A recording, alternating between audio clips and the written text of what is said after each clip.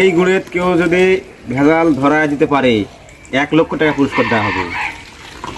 একেবারে খাঁটি গুড়, কোনো ভেজাল নাই, নির্ভেজাল।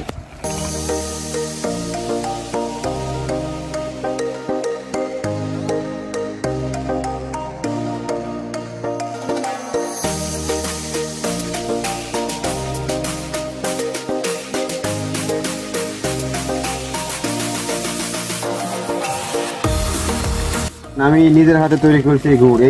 এই গুড়ে যদি কোনো প্রকার ভেজাল দেখাতে পারেন, গ্রামীণ রুচি পেজ থেকে 1 লক্ষ টাকা পুরস্কার দেওয়া হবে। কেউ যদি বলতে পারে খাঁটি গুড় না এটা।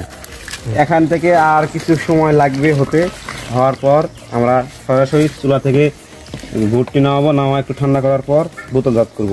আমাদের বোতলে এইরকম স্টিকার বা হলোগ্রাম থাকবে, আপনারা দেখতে পারবেন।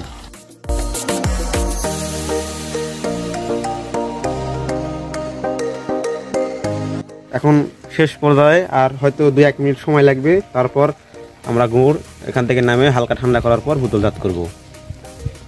খাঁটি গুড়, একবারে খাঁটি গুড়। গুড়ের যে কালার, সে কালার চলে আসছে এখন আমাদের।